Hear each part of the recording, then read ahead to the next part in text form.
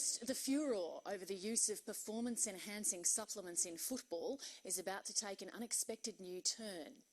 The AFL and the Essendon Football Club have been in damage control for the past 2 months since the story broke about supplements administered by the controversial biochemist Steve Danke.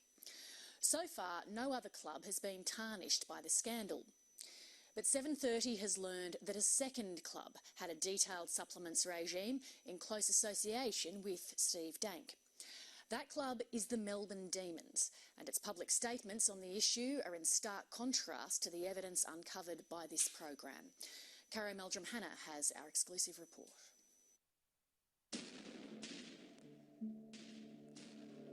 For the AFL, these are dark times. The scandal over the use of performance-enhancing supplements is bigger than first thought. A massive 148-point victory, and this is not a great sign if you're a Melbourne fan. The Melbourne Football Club is on its knees. With 3 humiliating losses this year, the Demons are at the bottom of the ladder. The agony continues for the Demons. An investigation into the club by the AFL into alleged tanking has only just wrapped up. The club was fined $500,000 by the league yesterday, while the Demons' former coach and football manager were also suspended. The Essendon Football Club has received information about supplements. In February, when the news broke about Essendon's supplements regime run by controversial sports scientist and biochemist Steve Danke, the Demons quickly moved to quash rumours that it had employed Danke over the summer. On the 5th of February, a spokeswoman for Melbourne issued the following brief statement to the Herald Sun newspaper. He applied for a job at the club late last year, but he was unsuccessful.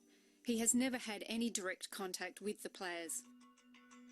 But 7:30 has obtained a series of text messages spanning more than 6 months between Steve Danke and Melbourne's club doctor, Dan Bates. The discussions are scientific, detailed, and contradict what Melbourne has publicly said to date. The messages begin in mid-2012, when Danke offered his services to Bates. In August, Dr. Bates wrote to Danke about a supplements regime for someone called John. Spoke to John, seems happy to be guided by us. I think I would start with PRP and AOD. PRP stands for platelet-rich plasma, which is injected into the muscle to treat sporting injuries. In 2011, the World Anti-Doping Authority, WADA, removed PRP injections from its prohibited list, citing a lack of evidence to prove PRP enhanced performance. AOD is a reference to what's marketed as the anti-obesity drug AOD 9604.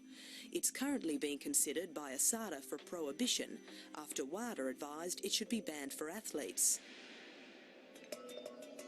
By early September, the discussions between Danke and Dr. Bates had progressed to talk of financing the regime. OK, I have a way to put the high-performance unit as an R&D tax break. That would mean a fair chunk of money going back to the club. I was about to employ it at Essendon but held off. We will talk more about it Tuesday night. Sounds good. 11 days later, Danke was organising a meeting with the Demons' Director of Sports Performance, Neil Craig, former coach of the Adelaide Crows. Meeting with Neil Craig next Tuesday or Wednesday. Spoke to Dave today. Great. He seems still very keen. Definitely have a good crack. In early December, the texts show that a supplements regime was up and running at Melbourne. The first player mentioned is Demons captain Jack Trengove, who at the time had suffered a navicular bone stress fracture. Sorry, are you still up? Trengove is not going to Darwin, so I don't need the thymomodulin for tomorrow. Should we consider AOD cream for Jack Trengove's navicular? Yes. When will we start Jack Trengove on the AOD? Tomorrow. Where can I get him to pick it up from? The pharmacy. Tell him to ring me and he can meet me there. The pharmacy refers to the Como Compounding Pharmacy here in Melbourne's South Yarra, where Dank sourced his supplements. Dank and Dr. Bates moved to arrange injections for multiple players. It's not clear from the text which supplements were to be injected. When can we book guys for the injections? We will need to give them times. Dan. Saturday's fine. Organise him to meet me at the pharmacy. Yes, we can book the guys. We will do the guys. As far as I'm aware, there's very few studies on any of these supplements that show that they can improve performance. Dank and Dr. Bates also discussed using LDN, or low-dose naltrexone, the controversial drug used to treat alcohol and opioid addiction. Not one of these substances is prohibited by ASADA or WADA. I'm going to send you some papers on low-dose naltrexone. We can nebulise naltrexone as well. Great pre-game. There's research showing that it can reduce the number of heavy drinking days. But I don't think that's the context in which it's being used in the current situation. It's also been shown to reduce inflammation. So you may find that in this context it's being used by athletes to try and recover from hard matches or hard training. By the end of January, Dank had made his mark on the Demons. Some players were beginning to request his treatments. Lyndon Dunn would like an injection on Thursday if possible. Good about Dunny asking, as he is doing it because the other guys have said they feel good. Dan. Great, I'll book him in.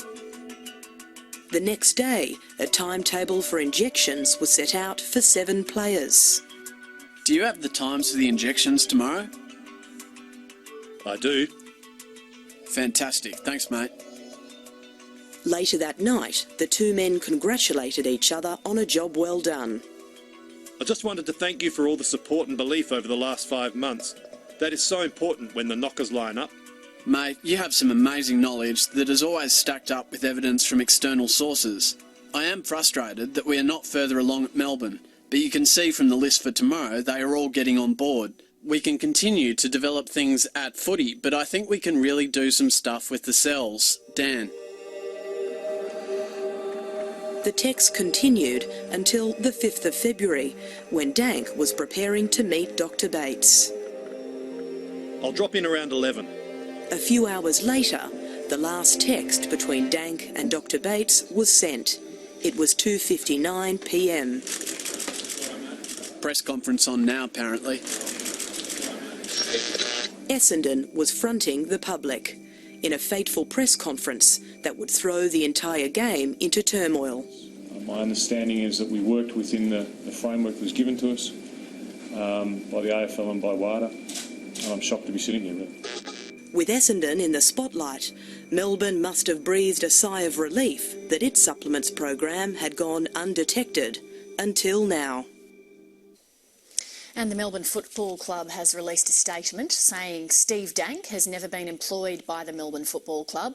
All medical procedures involving the administration of supplements and medical substances have been and will continue to be under the supervision, direction and authority of the club doctor Dan Bates. Cara Meldrum-Hanna had that report.